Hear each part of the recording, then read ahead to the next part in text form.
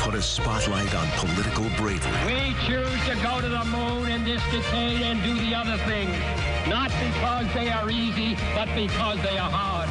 That honor passed on in his name from one generation to the next. It has been the honor of my life to serve you. Tonight, former President Barack Obama receives the John F. Kennedy Profile and Courage Award. That's the America I know. Undaunted by challenge, optimistic. With his legacy on healthcare and climate change being threatened, he'll speak about his impact and what comes next. We honor those ideals by upholding them, not when it's easy, but when it is hard. The Profile and Courage Award. Barack Obama. Here now, Chris Matthews. We're looking now at the John F. Kennedy Library up in Boston, Massachusetts, where tonight President Barack Obama will accept the Profile and Courage Award.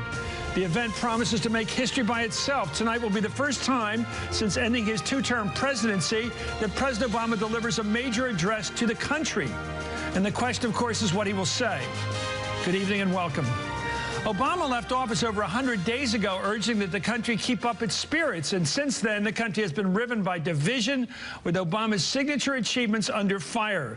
His successor, Donald Trump, has called him sick, all of which elevates tonight's tribute.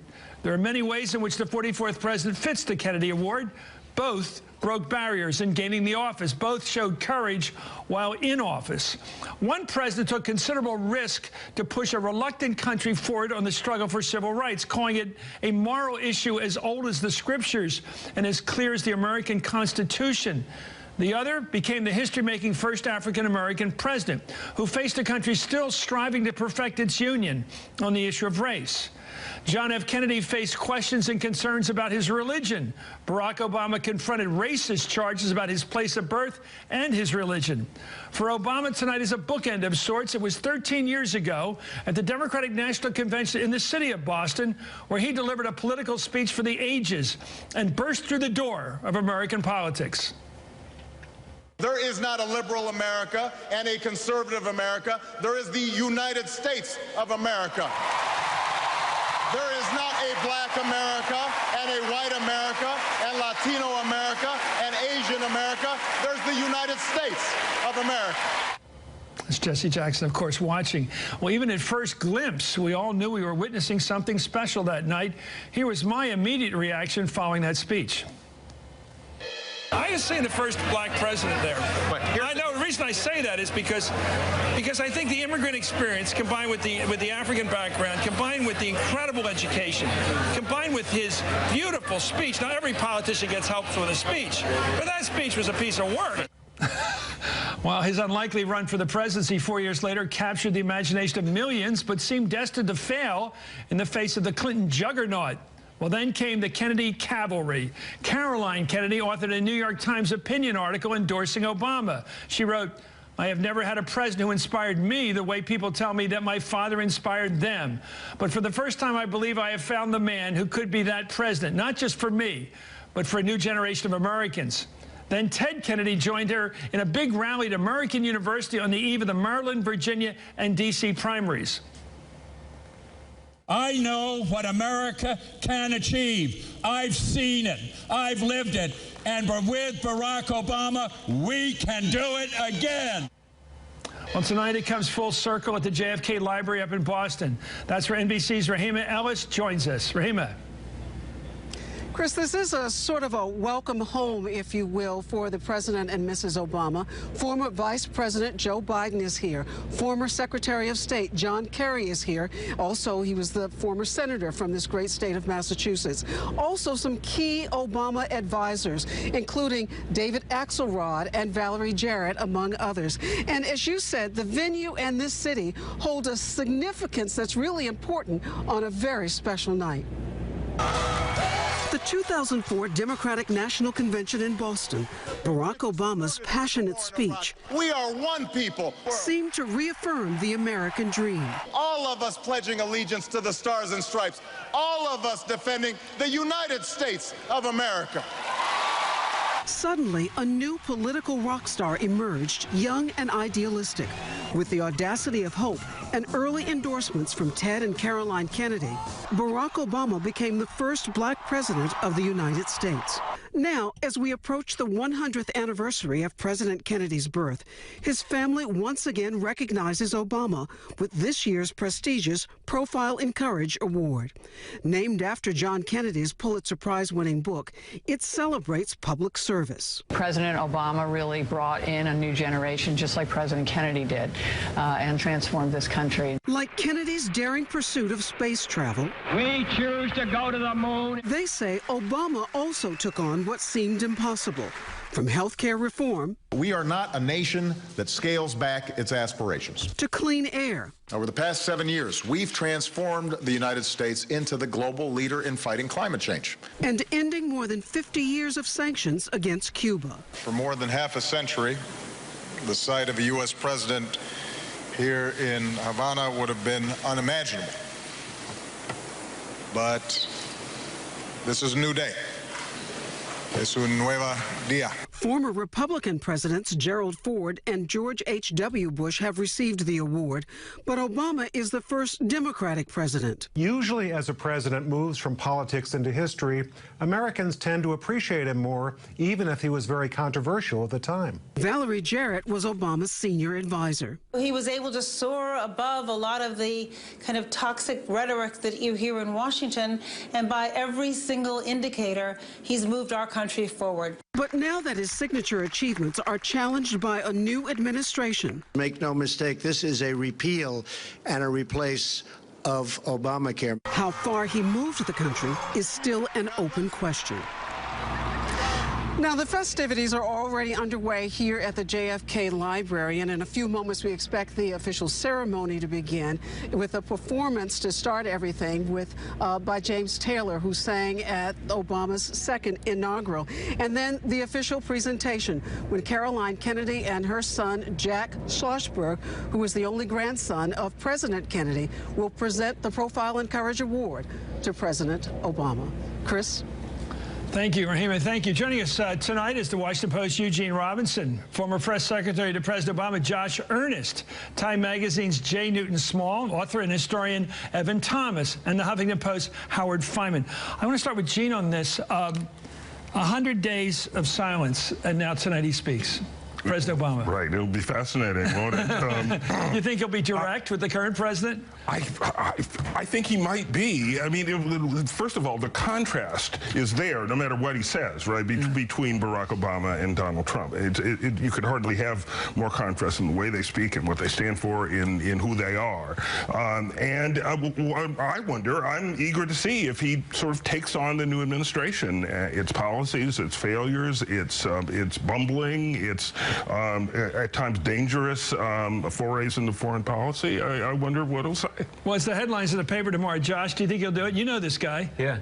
This president. I don't think that the president's going to use this platform to deliver a political speech. There will be. Will he take indirect shots at the current president? Well, as Eugene just pointed out, I think everybody, particularly supporters of the president, is sitting on the edge of their seat, waiting to hear from the man that has been silent. But what about this thing he's doing tonight? No, Josh, you're expert in this. You got to give me more than the observation here. You got to tell me the inside here. How come no pre-release of the text tonight? How come he's holding that text till he actually speaks? What's that about? I do know that this is something that he's been working on over the weekend, and this is something that he's been working on himself. Is that why it's not coming out ahead of time? It certainly wouldn't be unprecedented for him to be making changes to that speech. That's what I think. Do you think it's calculated strategy to build the suspense, or just practical, I don't have it ready? Well, I also think that the president is interested in people hearing the speech as he presents it, not sort of slicing and dicing it before he delivers it, but actually seeing the whole package of the speech. Well, in John F. Kennedy's inaugural address, the president spoke of a new generation stepping up to lead. Let's watch. Let the word go forth from this time and place to friend and foe alike that the torch has been passed to a new generation of Americans. Well, at the Democratic Convention in 2008, the president's brother, Ted Kennedy, linked his brother's words about that torch to Barack Obama. This November, the torch will be passed again to a new generation of Americans. So with Barack Obama, and for you and for me, our country will be committed to his cause. The work begins anew. The hope rises again, and the dream lives on. Well, when Senator Kennedy died, actually, in 2009, President Obama delivered the eulogy. The world will long remember their son Edward as the heir to a weighty legacy, a champion for those who had none, the soul of the Democratic Party, and the lion of the United States Senate, a man who graces nearly 1,000 laws and who penned more than 300 laws himself. I, like so many others in the city where he worked for nearly half a century, knew him as a colleague, a mentor, and above all, as a friend. Jay, this question of Obama, I still think it's the news tonight. Well, you know, so the New York Times... What he says in the next hour. And the New York Times had an editorial today calling on both Hillary Clinton and Donald Trump to leave the past campaigns behind them, to leave the negativity behind them, to stop reliving this campaign and move forward. And I think that, you know, as Michelle Obama said in her convention speech... Who said that? Who said to do that? The New York Times editorial board. Yeah. But Michelle Obama, in her convention speech, talked about how the Obamas go high when everyone else goes low. And I think you're going to see that happen again tonight. I think you're going to see the Obamas going high. They're going to go for the morning in America. They're going to go for hope and change. Yeah, we'll and whereas, you know, like Trump is night in America. It's fear and sort of fear and loathing. Okay, I'm joined right now by former Maryland Lieutenant Governor Kathleen Kennedy Townsend, Robert Kennedy's eldest, of course, and his grandson, Massachusetts Congressman Joe Kennedy III. It's great to have you there. Kathleen, thank you, Governor, and thank you, Congressman. I'm going to start with the Governor. Kathleen, tonight, this torch passing has become very emblematic, very emblematic. Why do you think your family chose to pass on the torch to the Obamas? Well, as you know, Caroline was very instrumental in endorsing him and getting Senator Kennedy to endorse him, and I think it made a big difference in that campaign in 2008. And then he carried through Teddy's cause, which was health care. And I think it made a big difference in getting the health care bill passed. And it was very important in providing health care for all Americans, and it made the biggest difference. And I think that when you think about profiles in courage, he really made a difference in doing that. And I think Caroline and the people that are close to our family wanted to make sure that President Obama was honored for the fight that he led and for what he did as president. Let me go to the Congressman. Thank you, Congressman. It seems to me your career makes very good sense already. You're a congressman from Massachusetts, which makes perfectly good sense. More important to me, you served in the Peace Corps, which I did, and I think that's great. You carried on the family tradition there, which I think your cousins have done the same thing. Kathleen's daughter has done the same in Mozambique. I know all this stuff. I think it's great. Chris, that is very impressive. My daughter May, thank you very much. Anyway, thank you, because I like merited achievement here, merited progress. Congressman, tell me about this tradition. I think Jack Kennedy was a relatively conservative Democrat. He became a more progressive Democrat as his life went on, as happens with many people. He moved. Bobby Kennedy was a hard guy to figure out politically. He was a sort of a hybrid in many ways. He didn't like big government, but he's very good with compassion. He mixed it all together in his own personal way. Ted Kennedy was a sort of a classic liberal. How do you see all that leading to you and to what's coming in the future? Just put it all together. Yeah, right. Look, I think, you know, we are very blessed with a big family. And I think it's a family with diverse opinions that comes at issues around politics with different experiences and different opinions, but with very similar values. And I think you draw a line through not just President Kennedy and his brothers, my grandfather, as you mentioned, but his sisters as well, and the contributions that they have made, and Eunice and the Shriver family for those with disabilities. And you draw it through their children, my dad and my aunt Kathleen, and so many others. There is a consistent dedication to those among us that are less fortunate. And I think a belief that government's responsibility is a collective one, a collective responsibility that we as a society have to ensure that every single person gets access to not just a good job to keep food on their table and a roof over their head, but access to health care and education. And we have the capacity to do that. And where we fall short, we as a society have to make up for it. And the way we make up for it is called government. Let me ask you about both of you. A real simple yes or no question. When he gave his last press briefing in the briefing room, President Obama, you're laughing, Congressman, but it's not that hard. This is an easy one. They both, they said, the president said when he left office on January 18th, this is so recent, January 18th, he said, I think we're going to be okay. Kathleen, do you agree with that? You know, I think that in the last 100 days, what you've seen is a revival of the Democratic Party and of civic activism. And I think that's been very exciting. And there's going to be a real, what? The resistance. So well, you can call it the resistance. I think it's also a building up and a real determination that Americans have health care. And have their rights protected, and their disabilities are protected. Nobody's taking this line down, and I think that understanding of what's important in this country, whether it's health care, whether it's protecting the environment, whether it's making sure that we have excellent education, nobody's saying let this happen. We're saying we're fighting, we're paying attention, we're participating, and we're making sure that we know what's going on, and we're going to make sure we're going to keep our rights. Well, Governor, I'll see you tomorrow night. We have another occasion tomorrow night coming up quickly. Yes, we do. At the Women's Democratic Club, we're going to talk about President Kennedy's relationship to the press, how he had a good relationship, where he had a sense of humor, where he had an understanding and a respect for the press, and how that's very important in a vibrant democracy. Thank you. Well said. Thank you, former Lieutenant Governor of Maryland, Kathleen Kennedy Townsend, and United States Congressman Joe Kennedy III from Massachusetts. Anyway, a live look at the JFK Library right now. We're looking at it.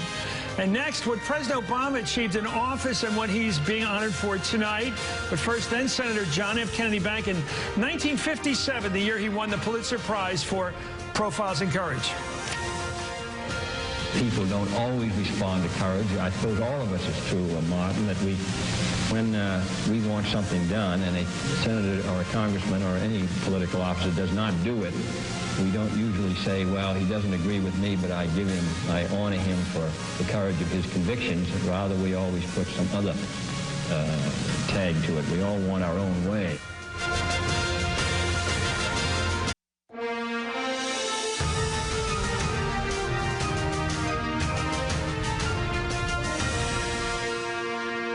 It is you, the young and fearless at heart, the most diverse and educated generation in our history, who the nation is waiting to follow.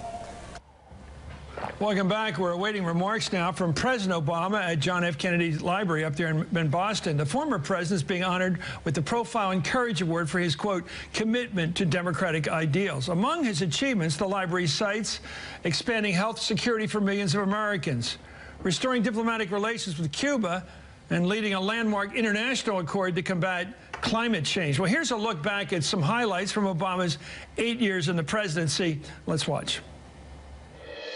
We start 2009 in the midst of a crisis unlike any we have seen in our lifetime. Today, after almost a century of trying, health insurance reform becomes law in the United States of America. Tonight, I can report to the American people and to the world that the United States has conducted an operation that killed Osama bin Laden, the leader of al-Qaeda. This morning, the Supreme Court recognized that the Constitution guarantees marriage equality. Today, the world has officially crossed the threshold for the Paris Agreement to take effect. History may well judge it as a turning point for our planet. After 2 years of negotiations, we have achieved a detailed arrangement that permanently prohibits Iran from obtaining a nuclear weapon. In a world that remade itself time and again, one constant was the conflict between the United States and Cuba. I have come here to bury the last remnant of the Cold War in the Americas.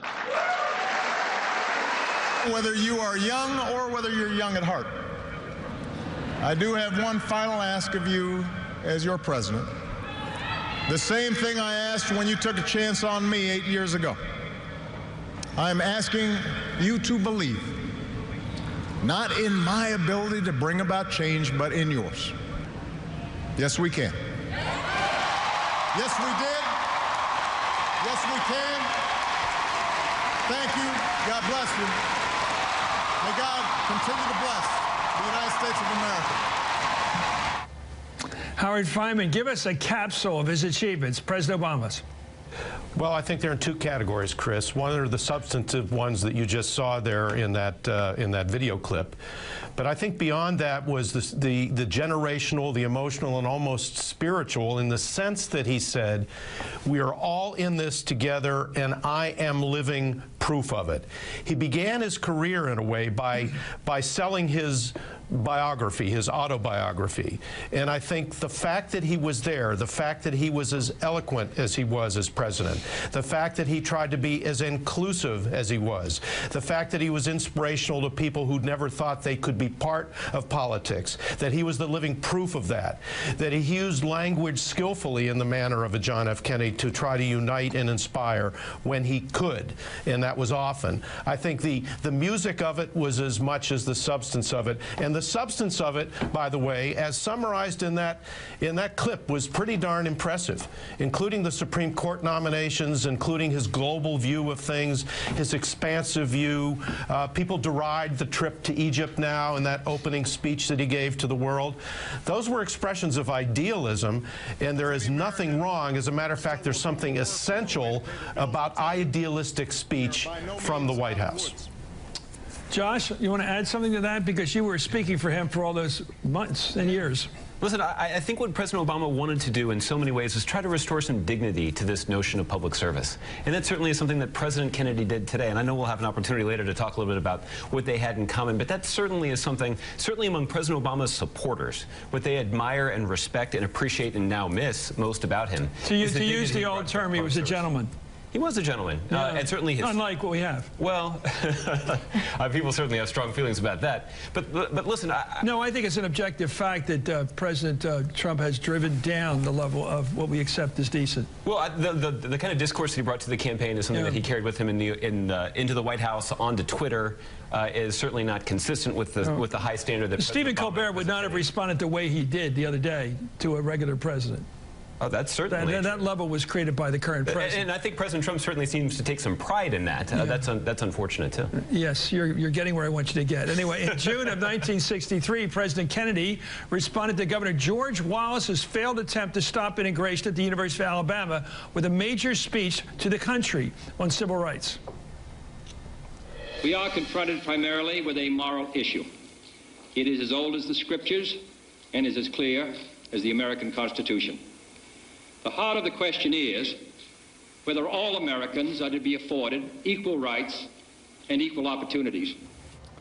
Well, his brother Robert Kennedy linked the struggle for racial progress to his own family's progress in the face of prejudice against Irish Catholics back in the earlier century.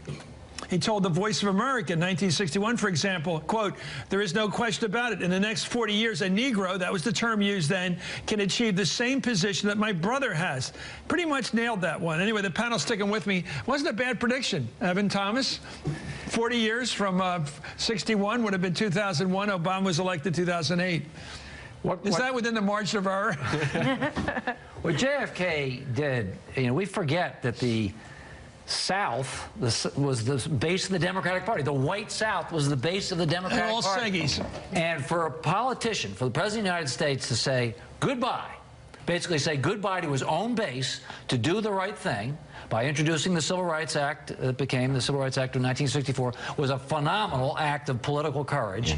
Nobody really has ever done anything like that since. And Gene, it worked. Well, yeah. The white South switched to the Republican and decided they loved Abraham Lincoln, after all. No, not him, but their party. Look, I was there. Yes, you were in South Carolina. I was there, and it absolutely it upended American politics, really, because the power was all in the Southern Democrats, the Dixiecrats, who ran the powerful congressional committees, who were as entrenched as they possibly could be, and who were dead set against integration. It took a lot of courage to tell your own party, no, we're going to do this thing that you absolutely do not want to do. And Lyndon Johnson, who succeeded Kennedy after the assassination, made a very clear prediction when he signed the Civil Rights Bill. Yeah, right. That's it. Said, We've lost the South. You know, when I first came to Washington in '71, the South was still running the Congress. You could walk into any of the dining rooms or the cafeterias on the Hill, like the Longworth cafeteria. It smelled Southern. There was grits. It was grease. It was all fried food. It was the South. Those committee chairs weren't going to let that go. They had still control. Howard, let's get to that question about, and just because it's going to be such a part tonight, since he is the first African-American president, that you see in the Kennedys, they weren't exactly liberals in the sense of, you know, Joe Rao or something like that. They weren't one of those people. They weren't part of the ADA or the Americans for Democratic Action. Yet somehow they shifted into gear. And by '63, you saw with the speech the president gave at the night of the inauguration at the University of Alabama, they were with the movement. Yes, they were, and I think if you look at Barack Obama, he made more compromises than a lot of people on the left wing of the Democratic Party wanted. He had, I think, made a pledge to Ted Kennedy. Part of the carrying on of the Kennedy legacy was to work for health care, for an expansion of health care to as many Americans as possible. But Barack Obama understood, and he sensed, that he was not going to be able to go the whole 9 yards. He wasn't going to be able to extend Medicare to all, to basically turn the American healthcare system into national health, that was just not going to go in the American grain. And so he fought for what he could and got quite a lot, but he was more measured and centrist in certain ways on policy than some people realized. The left wing of the Democratic Party realized it, and to some extent they're chafing at his legacy right now. But he would argue, and does argue, and I think history will support him in this, that he got as much as was possible at a time when the Republicans were swearing up and down that their main objective was to make him a one-term president. Don't forget, he didn't get any Republican support for the health care law, and now that failure to make it bipartisan, and he tried. Initially, he tried, is coming back and continuing to unsettle American politics. It's kind of like a thread that's gone through this whole generation about health care. And I thought Barack Obama, don't forget, when he became editor of the Harvard Law Review, Barack Obama did, he did it by making a deal with the centrists and conservatives on the board. He wasn't the flaming liberal. He wasn't the left ideologue. He was a practical guy, and I think one of the things that's undervalued about his legacy is the calm with which he handled the beginning days, even before he was sworn in, of the economic crisis in America and the world. His calm leadership, the smile, the confidence, the coolness, that was immeasurably important to keeping the whole economic system in the world from blowing up. Thank you. I think, Howard, you touched on, we'll be back with Jay in a minute, but I think you touched on something that's part of American politics. Ideologues are not comfortable with popularity, right? If something succeeds, they always make the assumption we could have done more. Anyway, the panel's sticking with us, and up next, we're waiting for former President Barack Obama to make those remarks tonight. We expected to make history tonight in receiving the Profile and Courage Award. But first, Obama at his final State of the Union address last year. I believe in change because I believe in you, the American people.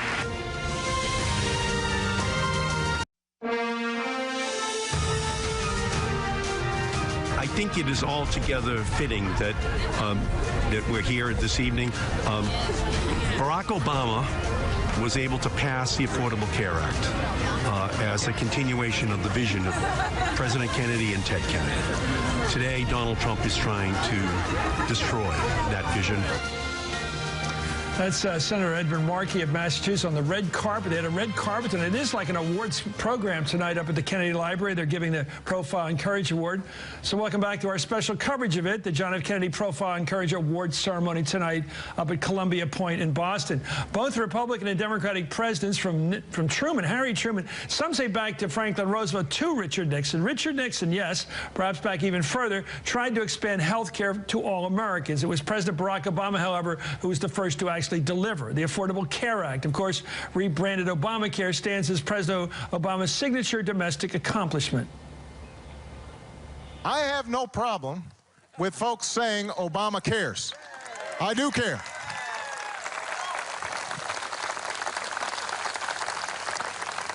If the other side wants to be the folks who don't care, that's fine with me. Our principal campaign promised the bill was signed into law on March 23, 2010, and enabled 20 million Americans to purchase health care. It almost immediately came under assault. Look at how this bill was written. Can you say it was done openly? With transparency and accountability? Without backroom deals and struck behind closed doors? Hidden from the people? Hell no, you can't! Have you read the bill? Have you read the reconciliation bill? Have you read the manager's amendment? Hell no, you haven't! Obamacare was bad law yesterday. It's bad law today. Today we start the process of rescuing the American people from the failures of Obamacare. I went through 2 years of campaigning, and I'm telling you, no matter where I went, people were suffering so badly with the ravages of Obamacare. As far as I'm concerned, your premiums, they're going to start to come down. We're going to get this passed through the Senate. I feel so confident. This is, make no mistake, this is a repeal and a replace of Obamacare. Make no mistake about it. Well, in the 7 years after he signed the bill into law, Republicans tried more than 60 times to repeal the law in the House of Representatives. And on Thursday, President Trump came one step closer to his goal of repealing Obamacare when the House narrowly passed the American Health Care Act. Anyway, for more, I'm joined back with our panel. And joining us right now is Stead Herndon with the Boston Globe. Stead, thank you. Why don't you start, since I've just introduced you, Stead. This battle over health care was a huge issue with the late senator from Massachusetts, Ted Kennedy. It's all he talked about for most of his career, it seemed. He wanted to get something through, especially in the really bad cases where people get a chronic disease that just rips away the wealth of a family and they're left destitute because of an illness. And here we have sort of a Waterloo, if you will, a real fight over whether it's going to survive. You know, Barack Obama is accepting this award in a really contentious time for his signature domestic accomplishment. For any purposes, the Obamacare was called that because that is what he wanted to be known as. He wanted to be known as the person who was able to pass that legislation through the Congress, and now we have a contentious time where it is being questioned. And so what you have here is a moment where he has to get up there, and he is going to have his legacy, the real purpose of why he was branded as someone who could be getting an award like this. That central purpose will be being questioned because the president after that, the Congress after that, is trying to take away some of his signature accomplishments. Most of what they've done in this Congress so far hasn't been introducing new legislation, but has been rolling back the real central accomplishments of the Obama era. How important is it that his signature is on the act? How much of that is that an inducement to the people who support Trump to get rid of it? The fact that Obama created it. It's huge. I'm suspicious of that because I think there's been it's been a personal attack on his very being on this planet, much less in the White House, since he's come into office by his enemies. It seems very personal, not just policy. Something else is coming into this, I think. What do you think? You can't separate that. We have polling that shows, that substantiates the fact that people prefer the Affordable Care Act but dislike Obamacare. We have anecdotal evidence that says that the Republican Party, in a larger sense, sometimes just doesn't like things that were just purely based on the fact of the politics of Obama's unpopularity. What we had was a Republican Party that really shifted the way that it viewed the Obama presidency. You had Senate Majority Leader Mitch McConnell, even back in 2008, saying that what he wanted to be known for was someone who stopped President Obama from getting a second term. And so you had the party really stake on the fact that they would stop President Obama. And so you cannot separate who he was as a person from the kind of accomplishments or the policy things that he initiated, because for the Republican Party, that is not a distinction they would make. For the Republican base, that's not the distinction they would make. There's folks I have talked to in districts that are Republican held who appreciate the Medicaid expansion that came from Obamacare, but would not like Obamacare because simply of the name. Yeah, Jay, I think there are a lot of people who voted against Hillary Clinton because they didn't like her sort of cultural position in this country. They had an attitude against her, and they voted against what they saw as the well-educated elite. And yet they may need health care. And I think we're seeing that that crosswind right now between the people who really need health care benefits because they can't afford operations for their kids or for diabetes treatment, and yet they hate the people like the Clintons. It is striking. I mean, even when you had the summer of discontent while Obamacare was being debated on the floors of the House and the Senate, you had people stand up and say, get the government out of my Medicare. And it was clear that they didn't understand the government's role in their health care, right? And so I think it's, you know, obviously the whole process would have been so different when I was covering the passage of the ACA. I couldn't help but think that it would have been so different if Teddy Kennedy had been alive and had been around. Yes, but he also had, he was a force for opposition. People didn't like him. I would think if a guy like Jerry Ford put this through, somebody more bland, Richard Nixon, a bland figure. But he was the one who, he spent his entire career eating away at the sides of healthcare, right? So he passed S-CHIP, state health insurance programs. He expanded Medicare, expanded Medicaid. His whole philosophy was to build slowly out the systems until you covered everybody. Okay, first of all, Obama's plan came from Heritage Foundation. Exactly. And Nixon's plan was an employer mandate requiring every employer that give health care to their employees. Imagine that. Right.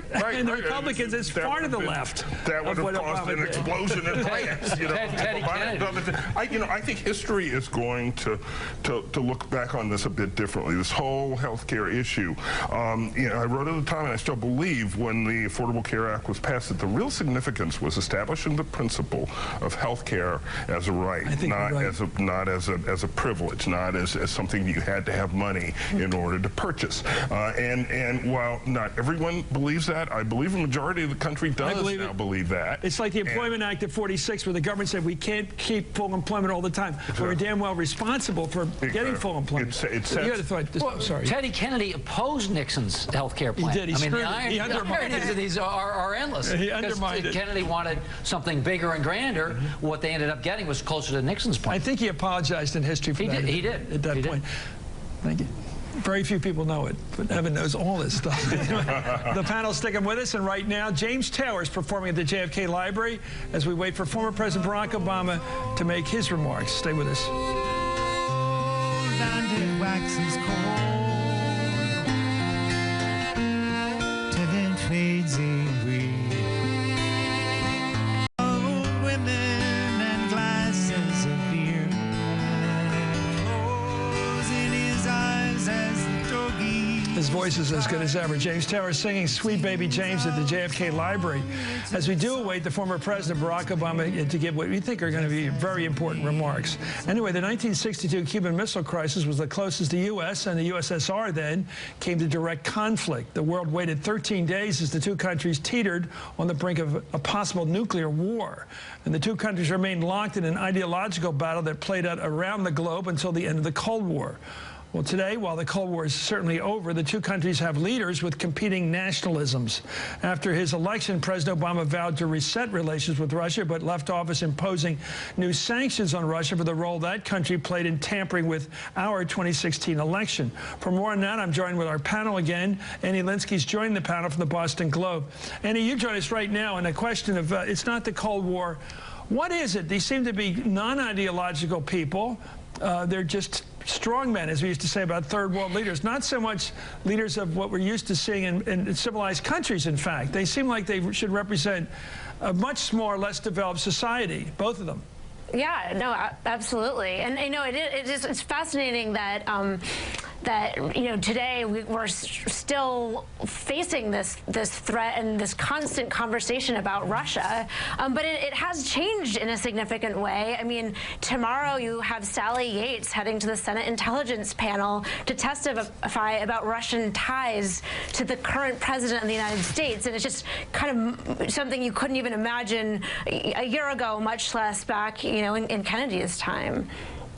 I think, Evan, our technology has really shown us a new politics, which is the ability of a country around the other side of the world, which we used to consider a long distance, able to immediately screw up our campaign system with new information that's fake. The Russians always wanted to do this. I mean, the KGB had all these covert operations do this, but they didn't have the internet to do it with.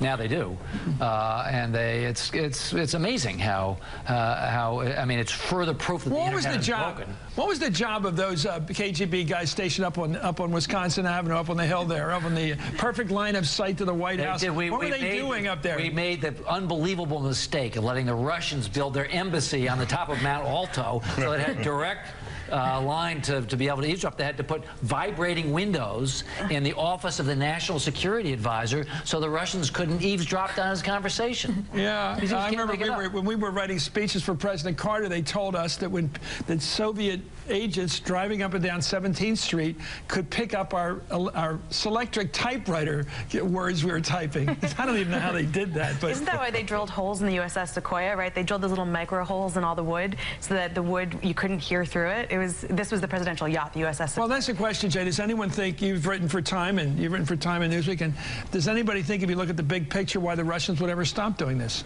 I mean, they did something in France over the weekend. Mm-hmm.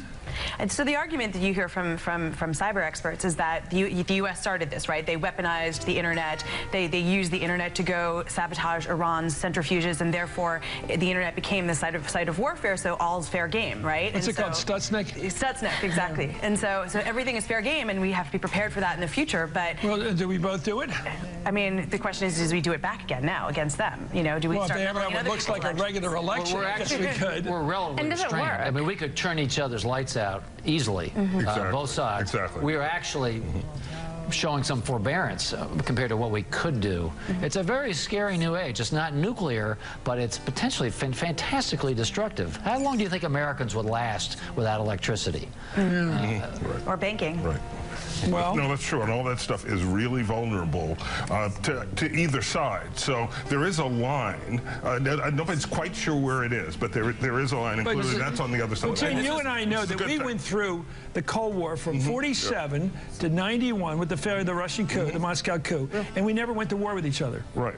But a lot of surrogate action, so there is some restraint in this relationship. No, of course. I mean, it was, you know, mutual assured destruction, right? But even the policy of deterrence and sort of the restraint that came with that became custom, and we became used to it. We'll be right back. Thank you. Up next, the moment you all been waiting for. It sounds like the Miss America contest. It is an award show tonight, in a sense, because the Kennedy Center is giving, the Kennedy Library is giving this award for a profile in courage. Former President Barack Obama is about to receive that award, the 28th annual John F. Kennedy Profile in Courage Award. But first, here's Obama speaking to an audience of students just last month in Chicago.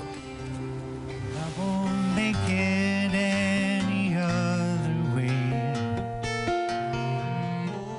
The single most important thing I can do is to help in any way I can prepare the next generation of leadership to take up the baton and to take their own crack at changing the world.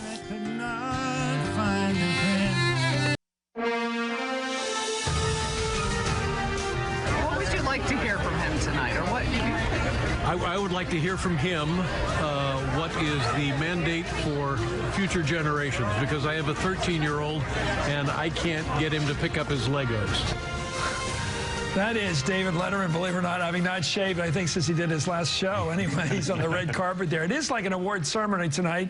The weather looks great up there in Boston. Welcome back to our special coverage of the John F. Kennedy Profile in Courage Award. Those people are coming in tonight. The event tonight. We're moments away from hearing from Ambassador Caroline Kennedy. She was ambassador under President Obama to Japan, who's set to present the award herself alongside her son, Jack Schlossberg, who I believe has political ambitions.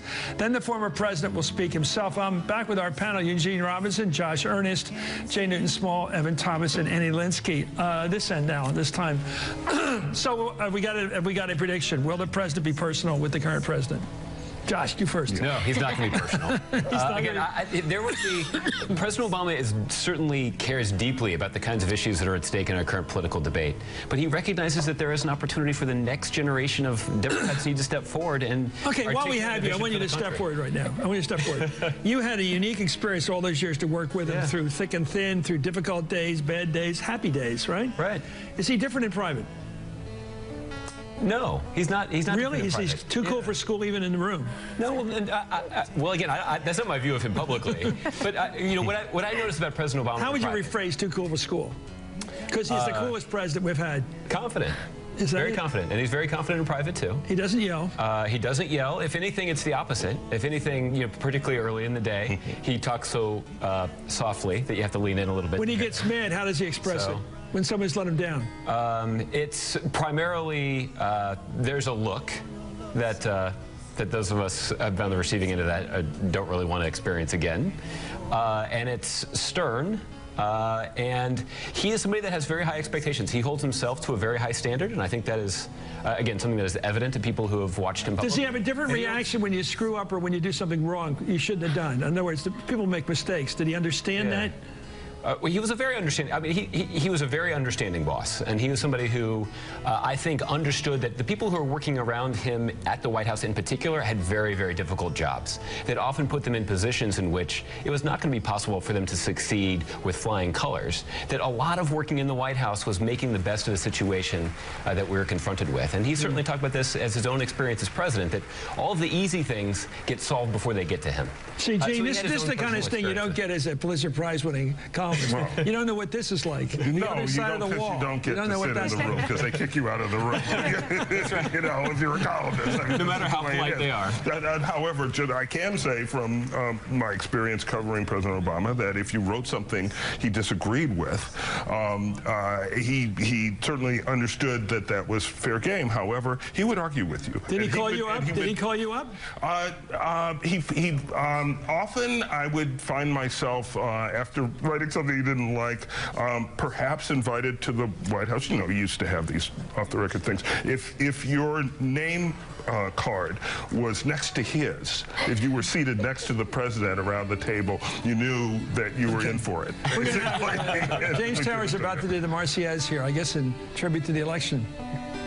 Here he comes.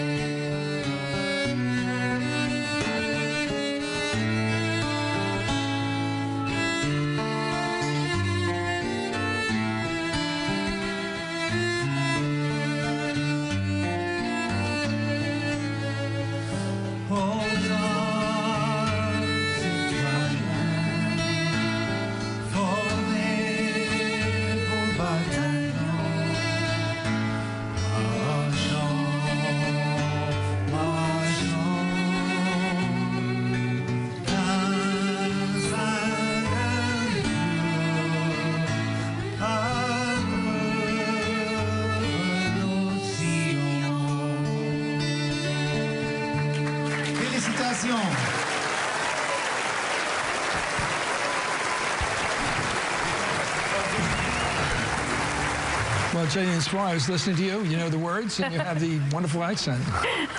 Well, French was my first language, but I just wanted to follow up on what Josh was saying about. I remember covering President Obama during the campaign, and I actually met him in 2004 when I was covering John Kerry's campaign, and I met him in an alley in Chicago where he bummed a cigarette off of me. But I remember him as being kind of a trash Did you ask for the butt? No.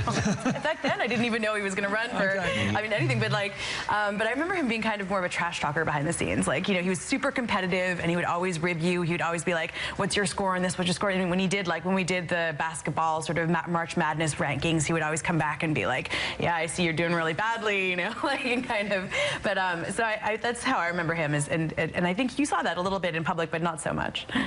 It's good press relations. JFK. No, showing a personal interest, you can't beat it. I mean, it's so interesting to contrast JFK, who had a docile press, who loved him and worshipped him. He'd run around in his underwear in a room, and he'd say, nobody would take a picture, nothing. Right. He didn't care. Was completely protected and safe, whereas flash forward a couple of decades, Barack Obama couldn't get away with anything like that. It's such a different environment. Well, how about Roosevelt, Franklin Roosevelt, who fell when he was voting one time because he was never photographed. Nobody took a picture. No photographs of the President of the United States in a wheelchair. No photographs. That's how different. Miss Caroline Kennedy here. Schlossberg. for being here. Good evening. It's great to be back at the library. It's great to be back in Boston. And thank you all for taking such good care of this place while I was gone. I want to thank my family, especially Ed, for his devotion to this institution. His creative vision, his commitment to the history and to our family legacy has made this library the jewel of the National Archives Presidential Library System.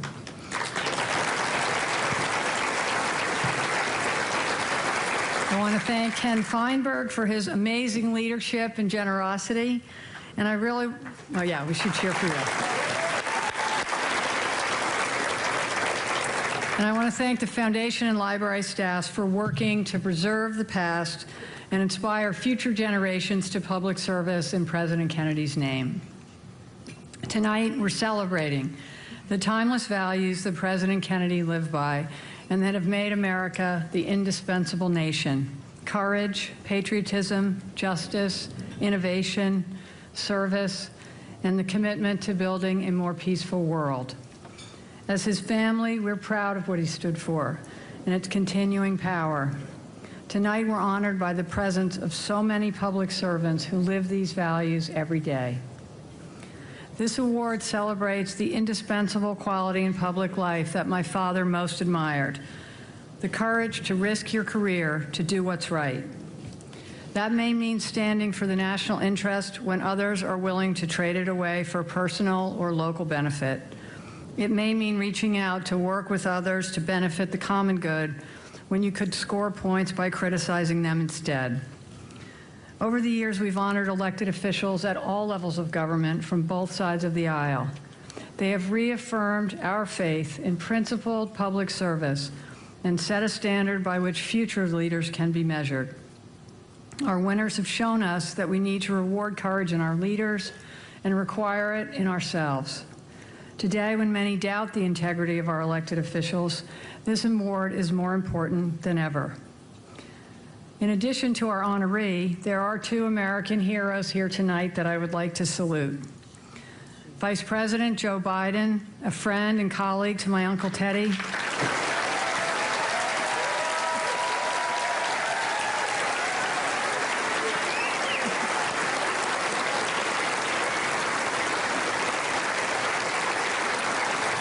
A champion for justice, working families and women, an inspiration to all those suffering from loss.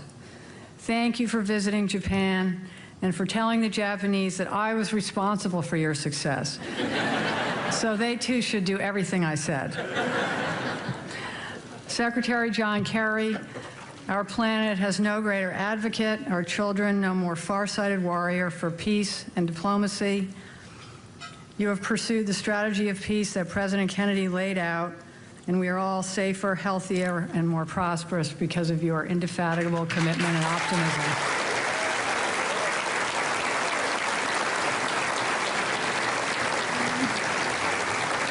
Thank you for trusting me enough to visit Japan only once when you had to check on Paris 38 times.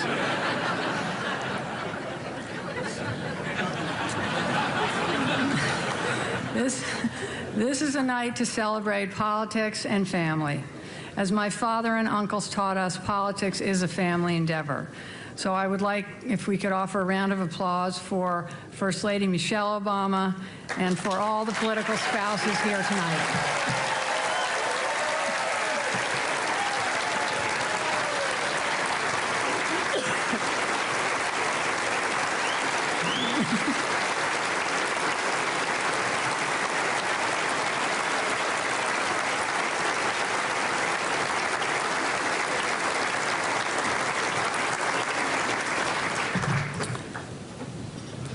Many of you here in this room cast your first vote for President Kennedy.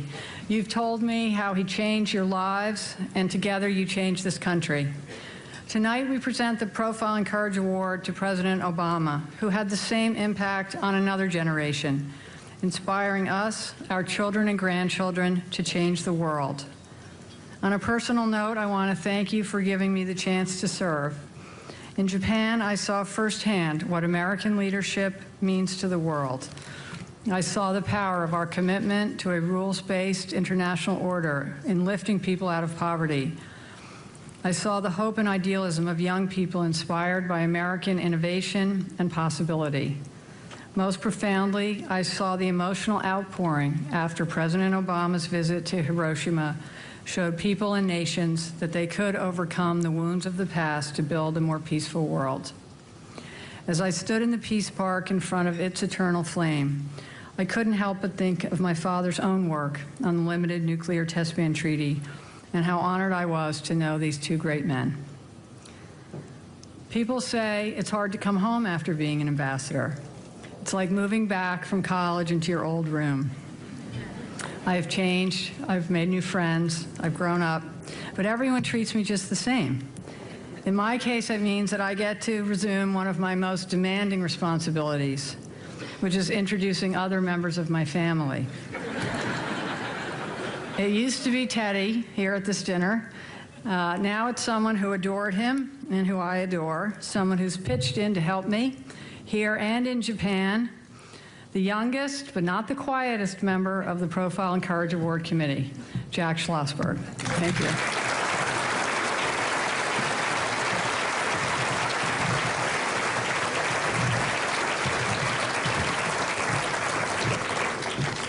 Thank you, Mother, for that kind introduction.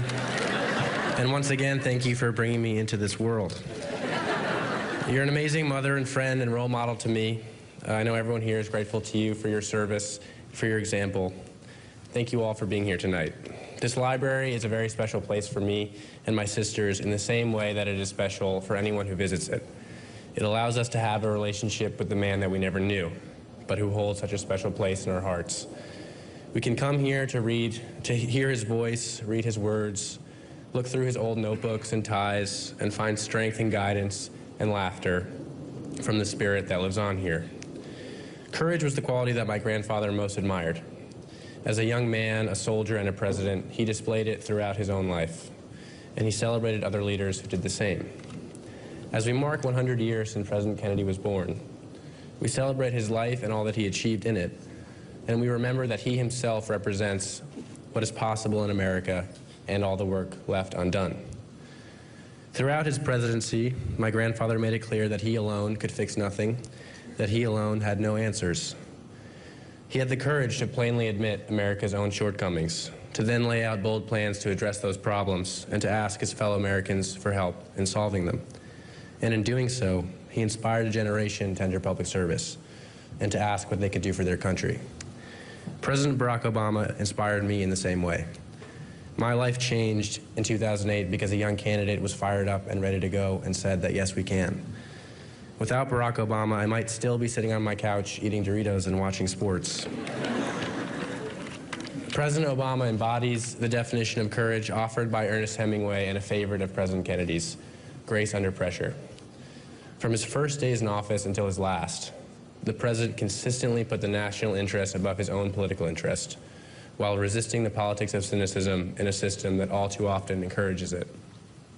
He had the courage to pursue comprehensive health care reform as his first order of business, knowing the issue would cost him and the party politically. He continued the fight that was waged during the Kennedy administration, that my Uncle Teddy fought for 50 years in the Senate, and did what no president had been able to do in 70 years in passing the Affordable Care Act.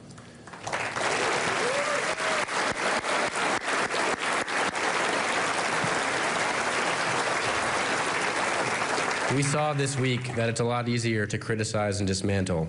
President Obama had the courage to govern responsibly. He had the courage to address the problem of climate change aggressively, fighting for responsible energy policies and challenging Congress to support the Clean Power Plan. And he brought the world together in Paris to finally put a limit on greenhouse gas emissions.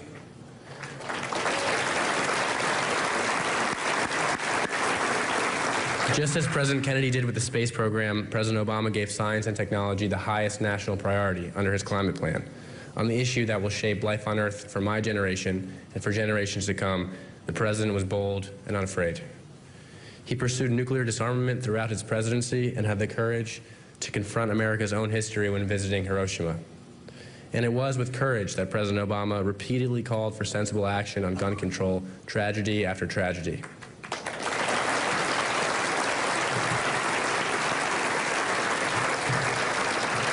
He showed me and my generation what is possible from our politics and gave us a new standard of political courage to guide us going forward.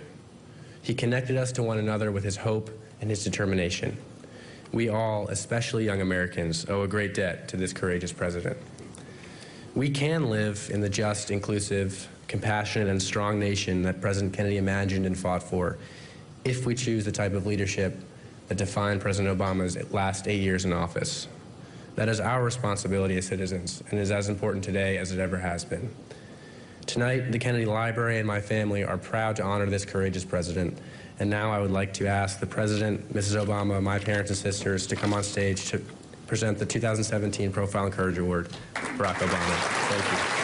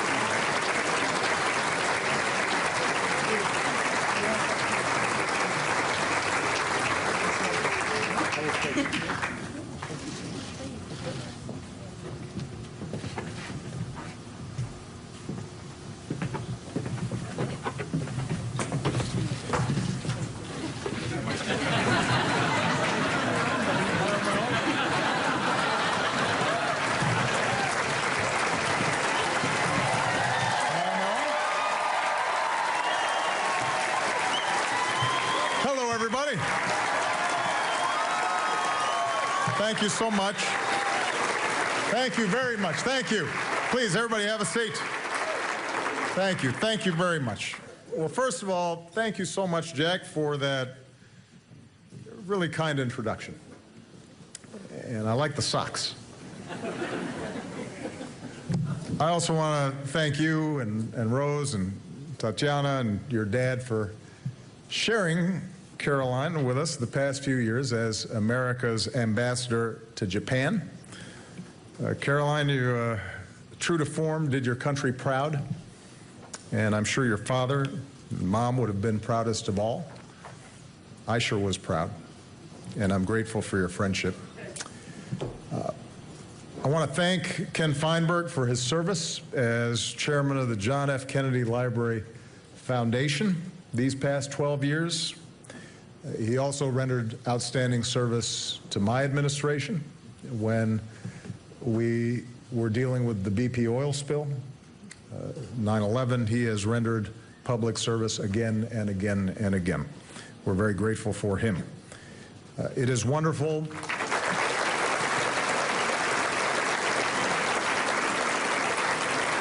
It is wonderful to see Senators Markey and Senator Warren, my dear friend and former Governor Deval Patrick and his lovely wife Diane, governors and members of Congress, Cardinal O'Malley, one of the finest Secretary of States ever to represent America around the world, John Kerry,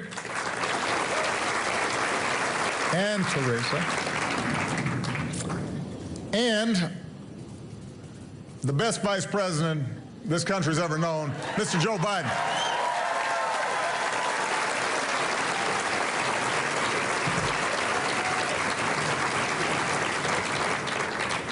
I also want to thank Michelle Obama for, after the presidency, sticking with me.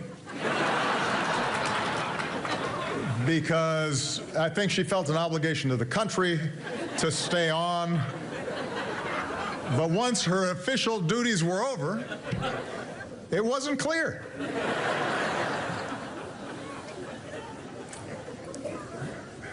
I love my wife, and I'm grateful for her, and I do believe that it was America's great good fortune to have her as First Lady.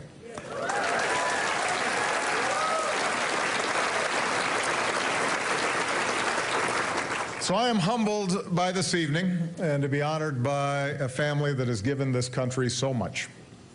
A family that's challenged us to ask what we can do for our country, to dream and say why not, to seek a cause that endures and sail against the wind in its pursuit.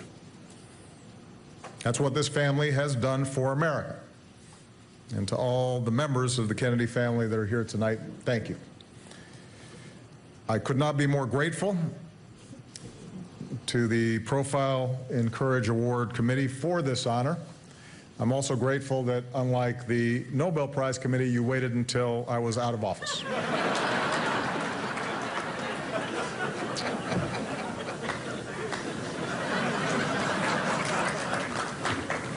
How fitting that we gather here this month, the 100th anniversary of President Kennedy's birth. I was born the year he took office, which makes me 55 years old. Had he lived to finish 2 terms, he would have been just 51. And he remarked on that possibility once, "It has been suggested," he said, "that whether I serve 1 or 2 terms in the presidency, I will find myself at the end of that period at what might be called the awkward age. Too old to begin a career and too young to write my memoirs." Now, I hadn't seen this quote when I wrote my first memoir at 33. I'm now in the middle of my second. Moreover, I expect to be busy, if not with a second career, then at least a second act. But it is true that I'm at the age, at that turn in the road, where one looks back as well as forward, to remember where one has been, so it's better to chart where one is going. And one thing I'm certain is that I was lucky to be born into that new frontier, a new world, and a new generation of Americans. My life, in many ways, would not have been possible without the vision that John F. Kennedy etched into the character and hearts of America. For those of us of a certain age, the Kennedys symbolized a set of values and attitudes about civic life that made it such an attractive calling. The idea that politics, in fact, could be a noble and worthwhile pursuit. The notion that our problems, while significant, are never insurmountable. The belief that America's promise might embrace those who had once been locked out or left behind, and that opportunity and dignity would no longer be restricted to the few, but extended to the many. The responsibility that each of us have to play a part in our nation's destiny. And by virtue of being Americans, play a part in the destiny of the world. I can say truthfully that the example of Jack and Bobby Kennedy helped guide me into politics, and that the guidance of Teddy Kennedy made me a better public servant once I arrived in Washington. I have to imagine it would give them great pride to see a new generation of Kennedys like Joe carving their own proud paths in public service.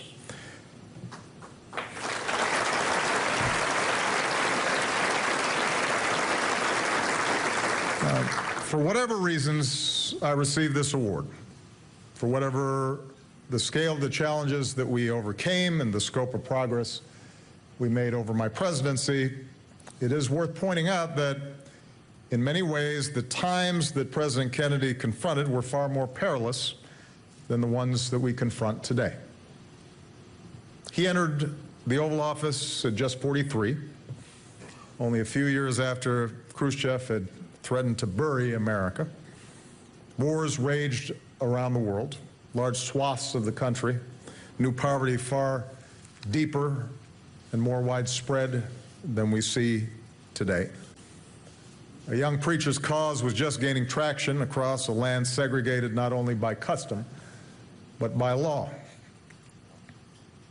And yet, in that volatile tinderbox of a time, President Kennedy led with a steady hand, diffusing the most perilous moment of the Cold War without firing a single shot, enforcing the rights of young black men and women to study at the university of their choice, unleashing a corps of young volunteers as ambassadors for peace in distant corners of the globe, setting America's sights on the moon precisely because it was hard, unwilling to consider the possibility that we might not win the space race, because he had an unwavering faith in the character of the people that he led.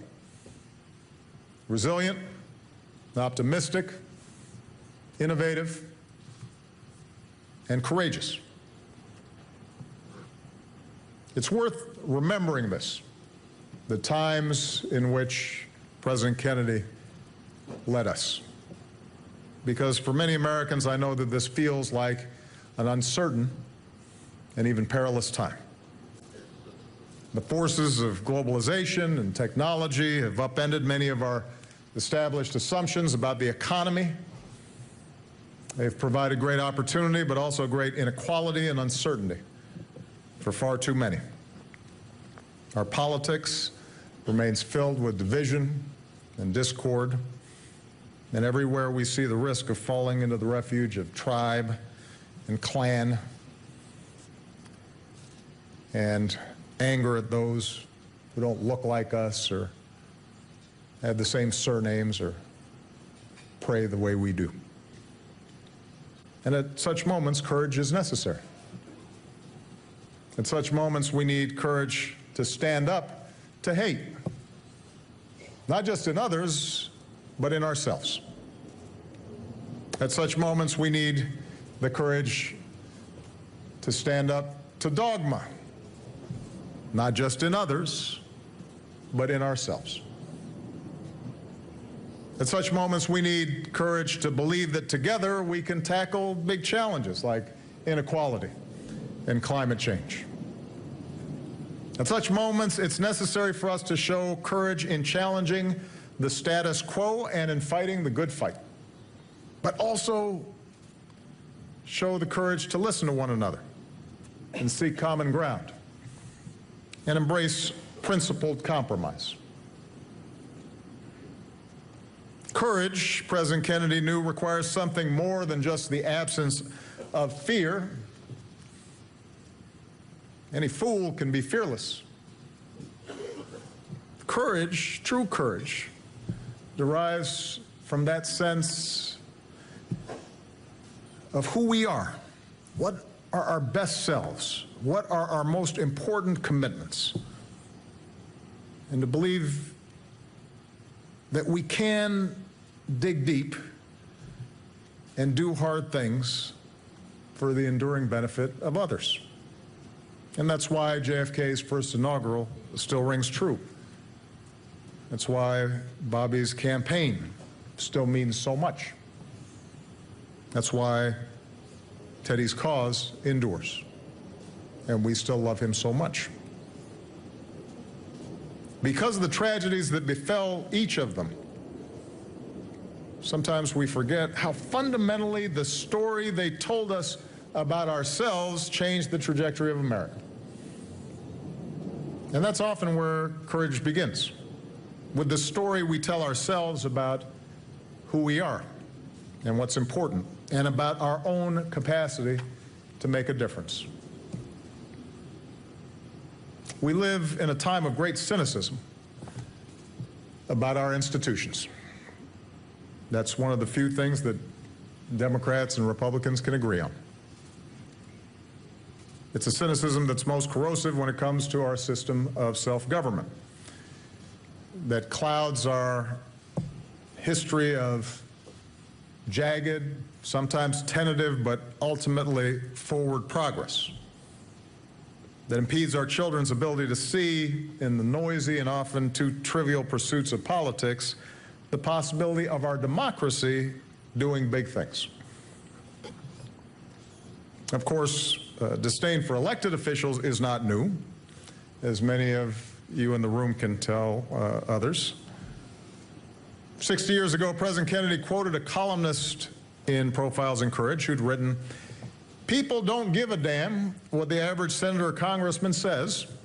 The reason they don't care is that they know what you hear in Congress is 99% tripe, ignorance, and demagoguery, and not to be relied upon." Which is perhaps a little harsh. 99% seems high. 85. But President Kennedy also wrote that the complication of public business and the competition for the public's attention have obscured innumerable acts of political courage, large and small, performed almost daily. Innumerable acts of political courage, large and small, performed almost daily. And that is true. I have seen it. I've witnessed it. I've been thinking on this notion of political courage this weekend, in particular about some of the men and women who were elected to Congress the same year I was elected to the White House. Many of them were new to Washington. Their entire careers ahead of them.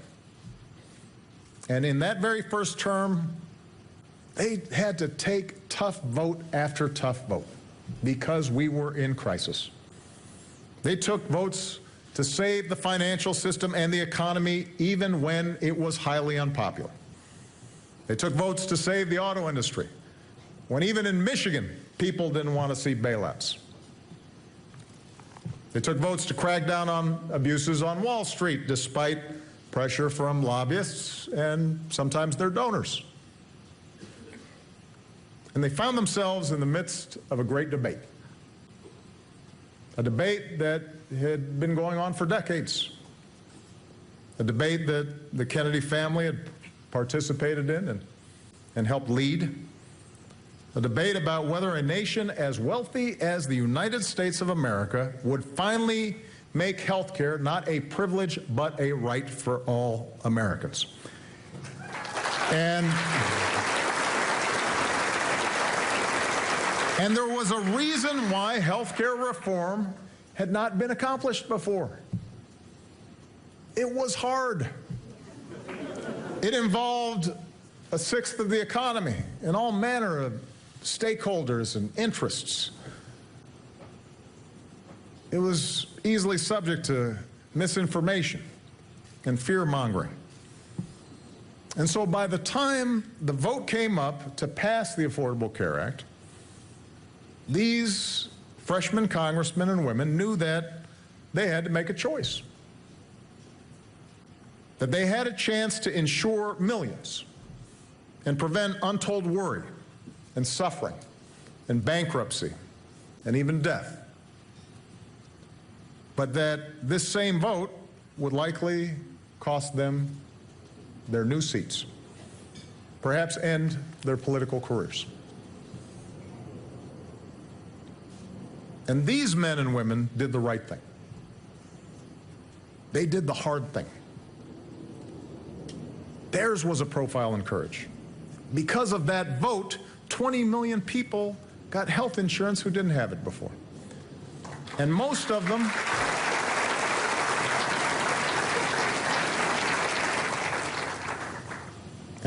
them did lose their seats. But they were true to what President Kennedy defined in his book as a congressional profile in courage: the desire to maintain a reputation for integrity that is stronger than a desire to maintain office. The desire to maintain a reputation for integrity that is stronger than a desire to maintain office. A conscience personal standard of ethics, integrity, morality that is stronger than the pressures of public disapproval or party disapproval. A faith that the right course would ultimately be vindicated. A faith that overcame fear of public reprisal. It was a personal sacrifice. But I know, because I've spoken to many of them, that they thought and still think it was worth it. As everyone here now knows, this great debate is not settled, but continues. And it is my fervent hope, and the hope of millions, that regardless of party, such courage is still possible. That today's members of Congress, regardless of party, are willing to look at the facts and speak the truth, even when it contradicts party positions. I hope that current members of Congress recall that it actually doesn't take a lot of courage to aid those who are already powerful, already comfortable, already influential. But it does require some courage to champion the vulnerable and the sick and the infirm, those who often have no access to the corridors of power. I hope they understand that courage means not simply doing what is politically expedient, but doing what they believe deep in their hearts is right. And this kind of courage is required from all of us. Those of us who consider ourselves progressives, those of us who are Democrats, we've got some soul searching to do to see what kind of courage we show. We have our own dogmas.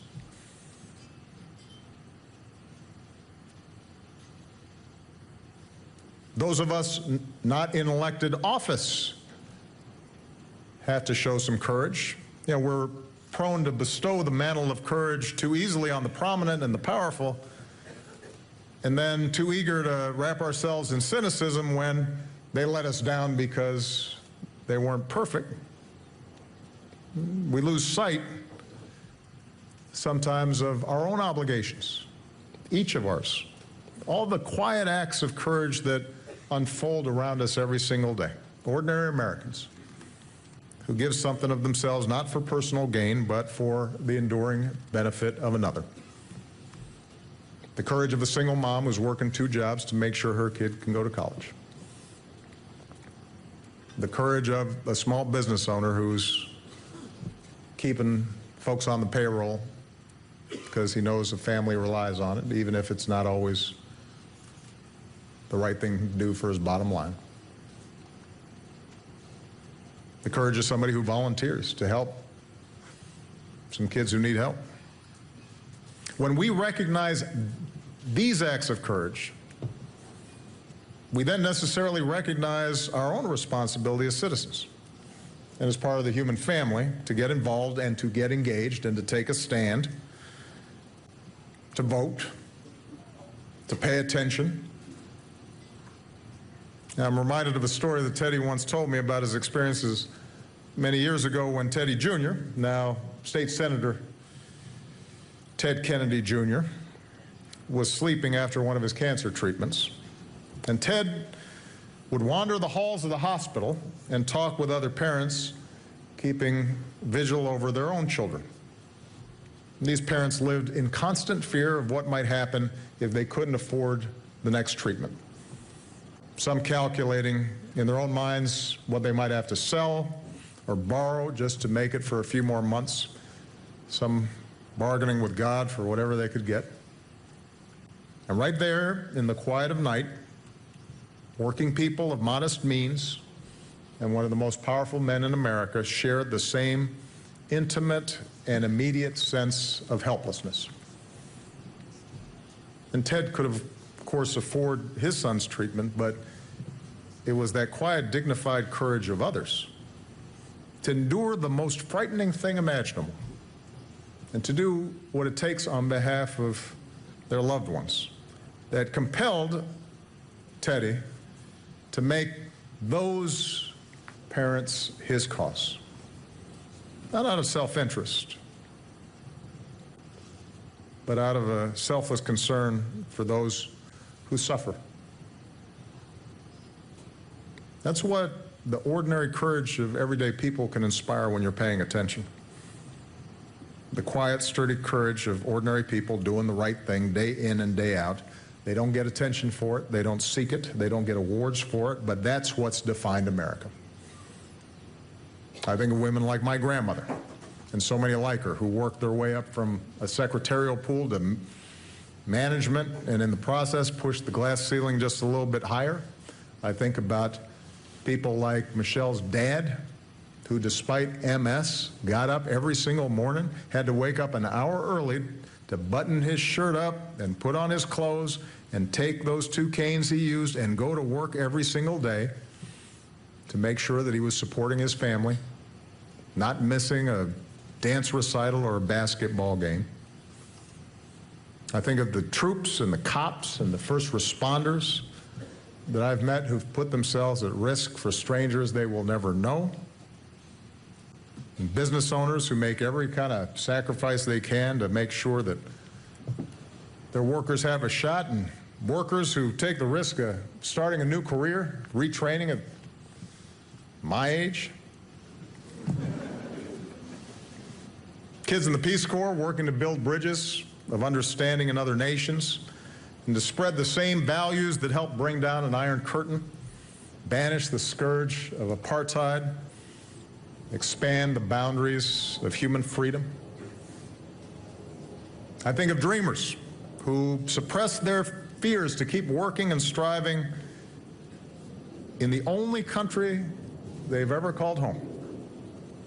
And every American who stands up for immigrants because they know that their parents or grandparents or great-grandparents were immigrants too, and they know that America is an idea that only grows stronger with each new person who adopts our common creed.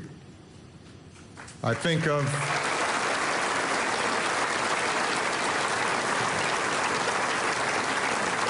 every young activist who answers the injustices still embedded in our criminal justice system, not with violence, not with despair, but with peaceful protest and analysis and constructive recommendations for change.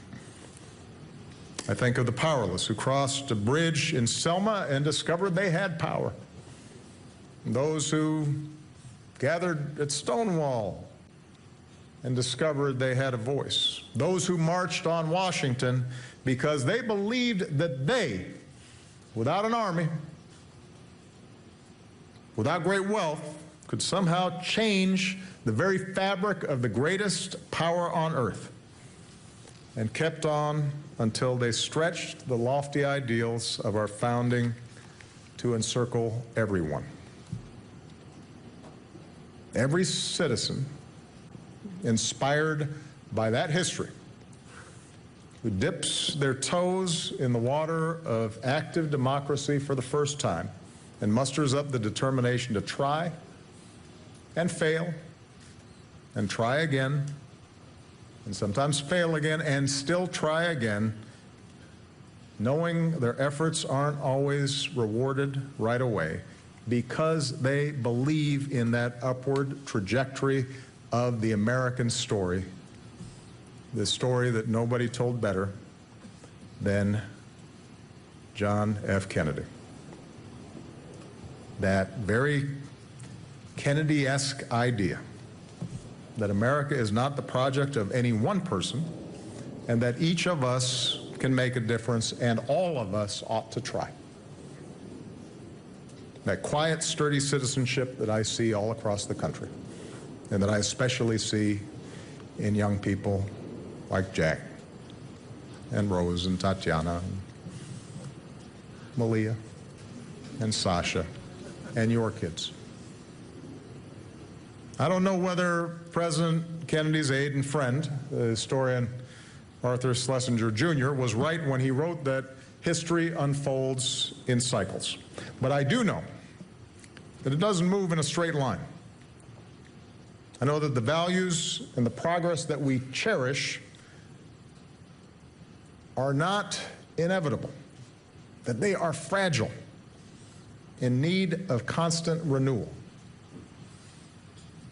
I've said before that I believe what Dr. King said, that the arc of the moral universe is long, but it bends towards justice. But I've also said it does not bend on its own. It bends because we bend it. Because we put our hand on that arc and we move it in the direction of justice and freedom and equality and kindness and generosity. It doesn't happen on its own. And so we are constantly having to make a choice because progress is fragile. And it's precisely that fragility, that impermanence, that is a precondition of the quality of character that we celebrate tonight. If the vitality of our democracy, if the gains of our long journey to freedom were assured, none of us would ever have to be courageous. None of us would ever have to risk anything to protect them.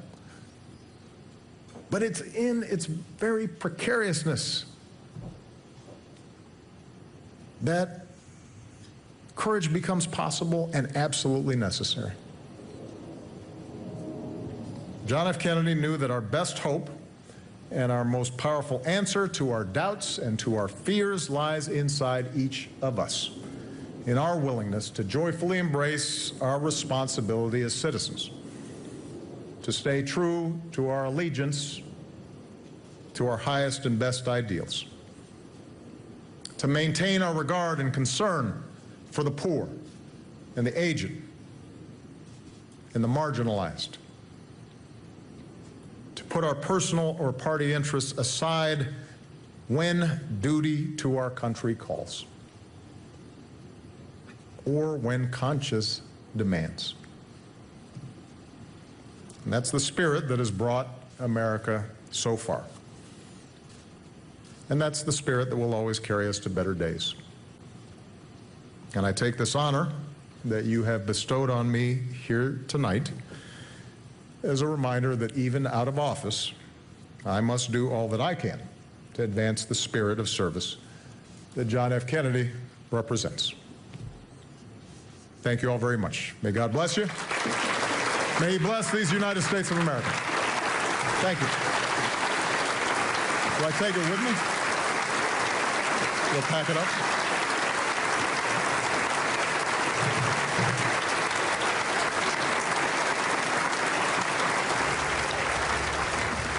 We're back with the panel right now. The Washington Post, Eugene Robinson. The Huffington Post, Howard Feynman. Time Magazine's J. Newton Small. Author and historian, Evan Thomas.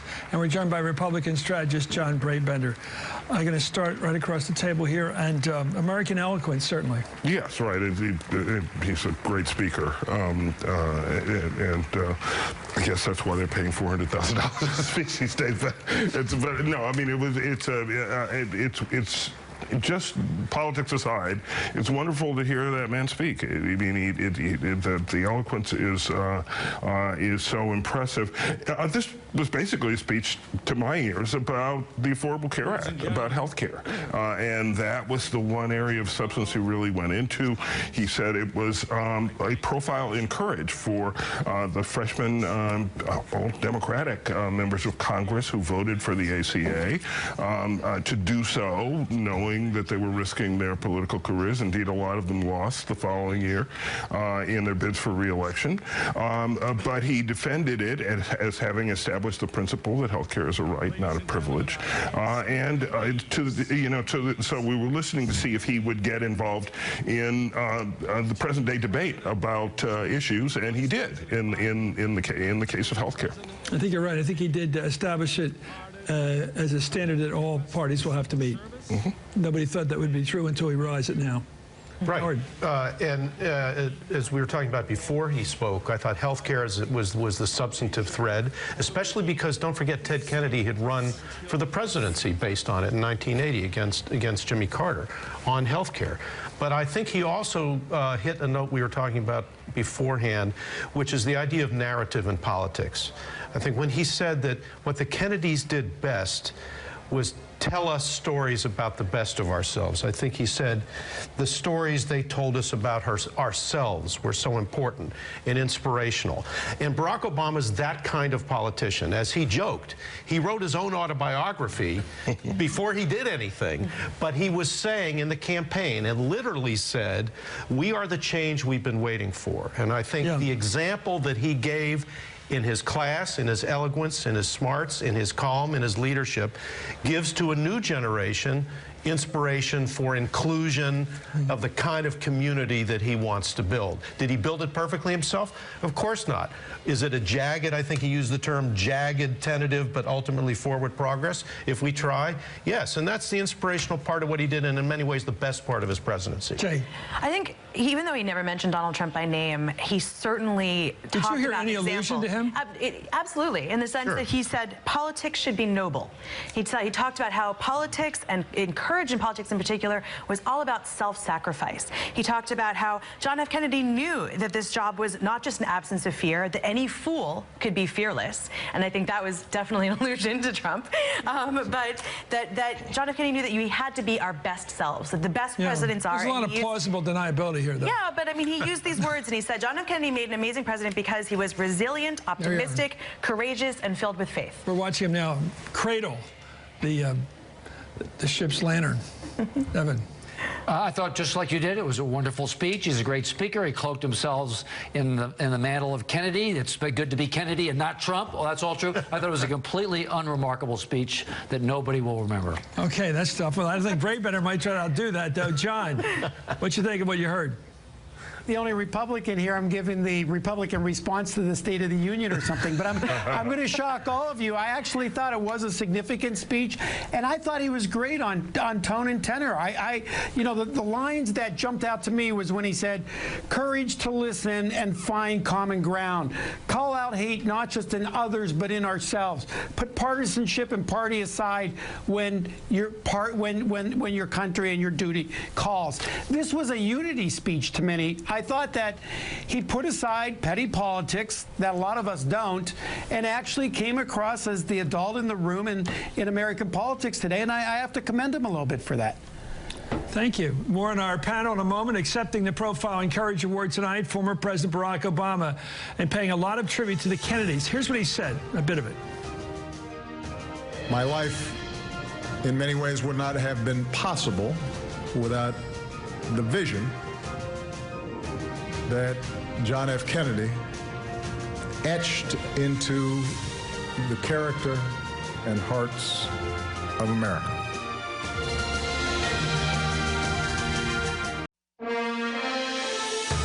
Our politics remains filled with division and discord, and everywhere we see the risk of falling into the refuge of tribe and clan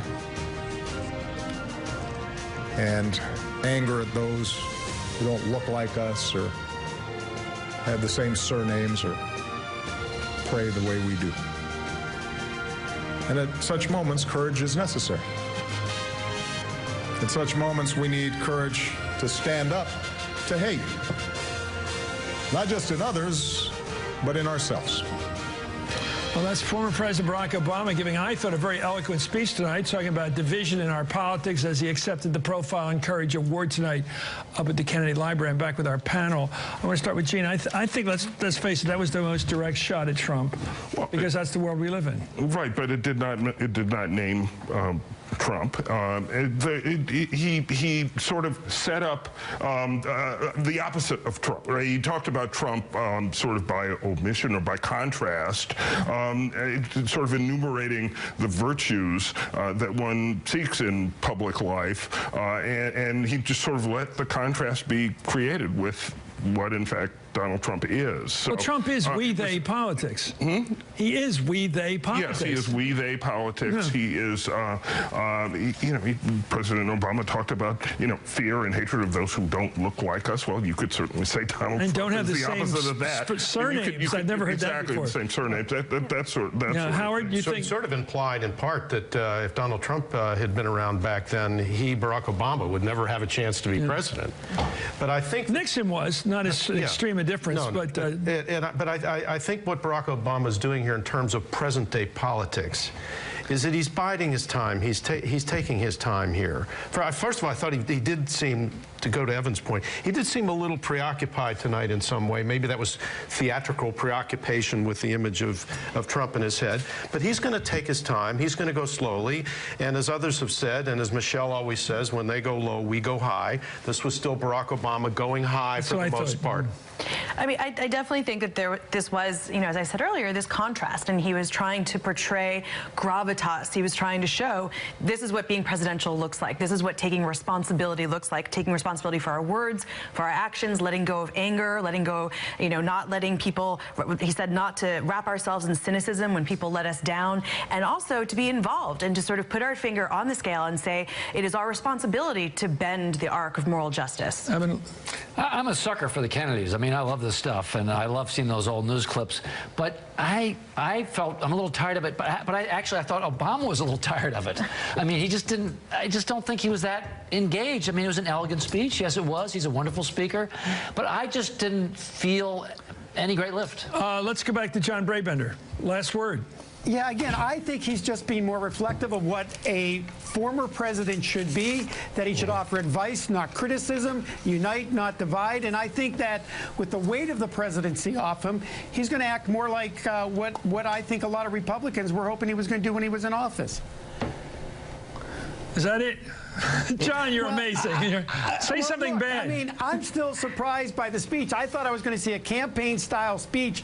My argument would be this is the speech he should have given 100 days into his administration, not 100 days into Trump, and I think he would have got more done. No Republican. Okay, thank you, John Brabender.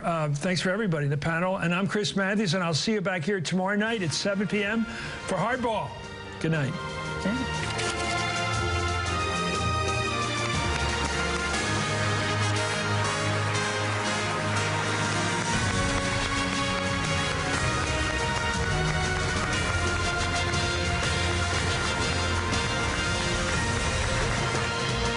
Is not the project of any one person, and that each of us can make a difference, and all of us ought to try. And so, my fellow Americans, ask not what your country can do for you, ask what you can do for your country.